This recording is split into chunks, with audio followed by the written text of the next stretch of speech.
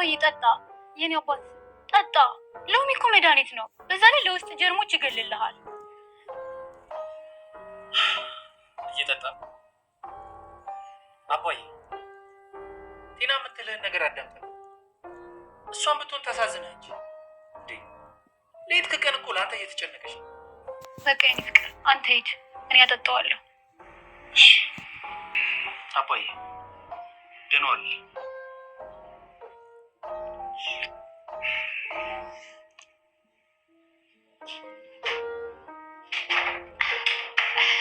አንተ ጠጣህ አልጠጣህ መጠጣት ሳይሆን ላንተ እንደዚህ ማርከፍከፍ።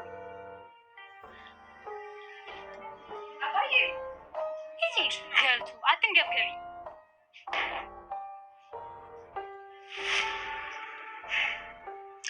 ምንም ለውጥ አይኖርም አባዬ። ለምን አድንም? እስከ መቼ ነው ቆይ በዚህ ሁኔታ የምንቀጥለው እንዴ? እኔንም አታሳፍረኝ አባዬ። ምን አለ ተስፋ እንድቆርጥ ባታደርገኝ አባዬ። ለምን አድንም? ግን ለምን ለመዳን አትሞክርም አባዬ?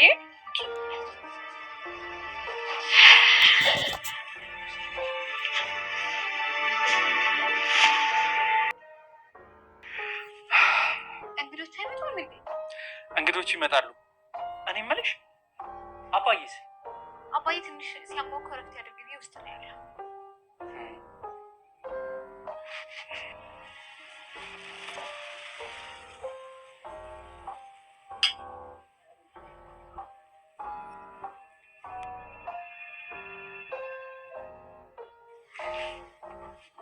ዛሬ ሰርጋችን ነው።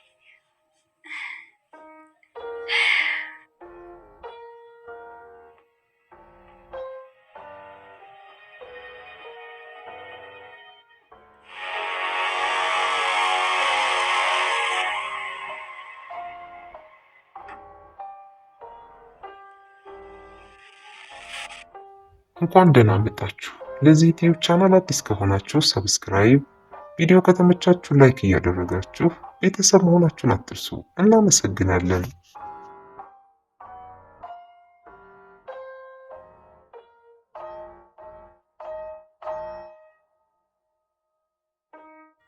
የግፈኛዋ ሚስትና የሰራተኛዋ ፍጥጫ በክፍል 18 ላይ እንደሚከተለው ይቀርባል። ከዛ በፊት ግን ክፍል 18 በፊት 17 እንዴት አለፈ የሚለውን ወደ ኋላ ተመልሼ ቀንጨብ በማድረግላችሁ ይሆናል። ዛሬ እውነት የሚወጣበት ቀን ነው። ምክንያቱ ደግሞ እውነት የሚወጣው ቲና ለዘመናት አባባን ስትመርዛቸው፣ መድኃኒት ስትከለክላቸው፣ ያለ ሆስፒታል ስታንገላታቸው ከኖሩበት ቦታ ከወንበራቸው ተነስተው በይፋ እኔ መሄድ እችላለሁ፣ መናገር እችላለሁ፣ ያየሁትን ሁሉ መሰክራለሁ ሊሉበት ቀን ደረሰባት ማለት ነው። ይህንን ቲና አታውቅም። ዛሬ ላይ ቲና ያዘጋጀችው ድግስ እሷና ባሏን ደስታ በደስታ የሚያደርግ እንዲሁም ደግሞ የንብረት ዝውውሩን በስሟ ለማድረግ ቋምጣለች ማለት ነው። ይሄ ስኬት ላይ ሳትደርስ ምን ያደርጋት ይሆን? ቲና ያሰበችው ነገር እጅግ በጣም ረቂቅ የሆነ ከውሽማዋ ጋራ አሁን ካለው ባሏ ወይም ደግሞ ባለ ሀብት ነው ብላ ከቀረባቻቸው ከአባባ ልጅ ጋራ ትዳር የመሰረተችው ካሌብን የወደደችው ማለትም ለገንዘቡ ብላ ይሄንን አስረግጣ ታውቃለች። ዳንኤል ደግሞ ገንዘብ የለውም፣ ድሃ ነው። እጅግ በጣም ታፈቅረዋለች፣ እጅግ በጣም ማለት ነው። ለሱ ስል ብዙ ዋጋ ከፍላለሁ፣ መስዋዕት አድርጋለሁ በማለት አላማዋን ልታሳካ ገብታለች ማለት ነው። እዚህ ቤት ከቆየችበት ዘመናት ጀምሮ እስካሁኑ ሰዓት ድረስ የአባባን ሆስፒታል ወስዳቸው አታውቅም። እንዲሁም ደግሞ የተለያዩ በደሎችን በሰራተኛዋ ላይም ግፍ ስትፈጽም ኖራለች። ሰራተኛዋን በተደጋጋሚ ለመግደል እንዲሁም ደግሞ ሌሎች ነገሮችን ስታደርግ ብትቆይም ስኬት ላይ ያልደረሰችው ቲና ትጀምራለች፣ ግን መጨረሻው እንደማያምርላት እሷም ጠንቅቃ ታውቅ ነበረ። በዚህ አጋጣሚ ላይ ነበረ ቲናና እንዲሁም ደግሞ ትሁት መፋጠጥ የጀመሩት። ቲናና ትሁት መፋጠጣቸው ወደ ከፍተኛ ደረጃ እየደረሰ እያደገ መሄድ ሲጀምር ትሁት አባባን መጠበቅ በደንብ አድርጋ ጀመረች። የሚበላውን የሚጠጣውን አታምንም።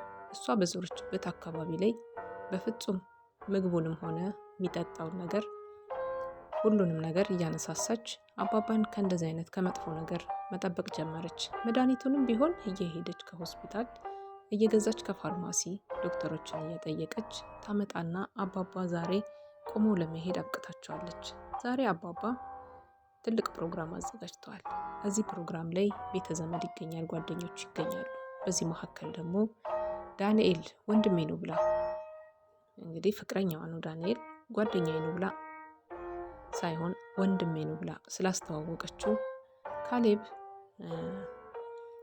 ወንድሟ እንደሆነ አድርጎ ተቀብሏታል ማለት ነው። እሱ ውስጠ ሚስጥሩን ያውቃል። አባባም ትሁትም ሁላቸውም ውስጠ ሚስጥሩን ያውቃሉ። እሷ ግን ስለ አባባ መነሳት፣ ቆሞ መሄድ እንዲሁም ደግሞ መድኃኒት እየወሰዱ ዛሬ ላይ ማገገማቸውን እሷ የምትበድለው የምታደርገውን ነገር ያያሉ እንጂ አይናገሩም ብላ ስለምታስብ ይሄን ያሰበችው ደግሞ የምትሰጣቸው መድኃኒት በጣም ጠንካራና ካሰበችው በላይ በሽተኛ እንደሚያደርጋቸው እንዲሁም ደግሞ ከዊልቸር እንዳይነሱ እንደሚያደርጋቸው ሽቦ አድርገው እንዳስቀምጣቸው 100% ታምናለች እና ይሄንን ነገር በፍጹም አልጠረጠረችም። ቆሞ ይሄዳል አባባ የሚለው ጥርጣሬ የለም። በክፍል 18 ላይ የሚፈጠረው ይሄ ነው። አባባ ቆሞ መሄድ ይችላሉ፣ መናገር ይችላሉ። ያዩትን ነገር ሁሉ ለ5 ዓመታት ያደረገቻቸውን ግፍ፣ ስቃይ፣ መከራ እያንዳንዱ ነገር በህዝብ ፊት ይናገሩ ይሆን ወይስ ሳይናገሩ ትሁት ምን ልትሆን ትችላለች? እጅግ በጣም ከባድና ከባዱ ፈተና ነው። ትሁት ልትበላ የገባችው በጣም ትልቅ እንጀራ አንድ ጉርሻ እንኳን ሳትጎርስለት እንግዲህ ከዳንኤል ጋር አብራ ልትወጣ ነው ማለት ነው።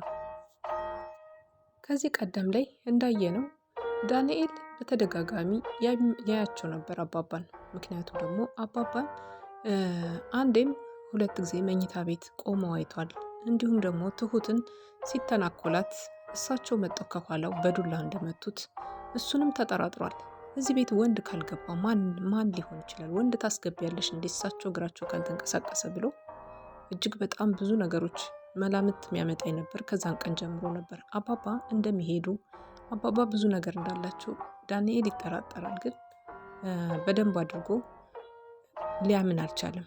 የሚያይበትን አንግል አልተመለከተችለትም ቲና ማለት ነው። ቲና ይሄንን እያለች አካላቶቹን እየቆነጠጠች እየነካካች ስታሳየው ሽባነቱን ስትመሰክርለት በዛ እያመናት እንጂ አይኑ እንኳን በደንብ አድርጎ ነበር ያየው።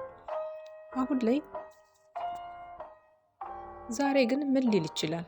እጅግ በጣም ነው የተደናገጡት። አባባ ሱፋቸውን ለብሰው ከረባታቸውን አስረው እንዲሁም ደግሞ ከሚጠበቀው በላይ የተባለው ፕሮግራም ላይ በዊልቸር ሳይሆን ወይም በጋቢ ሳይሆን የተጸየፏቸው አባባ ዛሬ ቆመው እየሄዱ ሊመጡ ነው። እጅግ በጣም ደንግጠዋል። ሁላቸውም ከመቀመጫቸው ብድግ ብለው ነበረ ግራ ሲጋቡ ያየናቸው። በጣም ነው የደነገጠችው ቲና። ቀድሞም መጀመሪያ ቲናንና እንዲሁም ደግሞ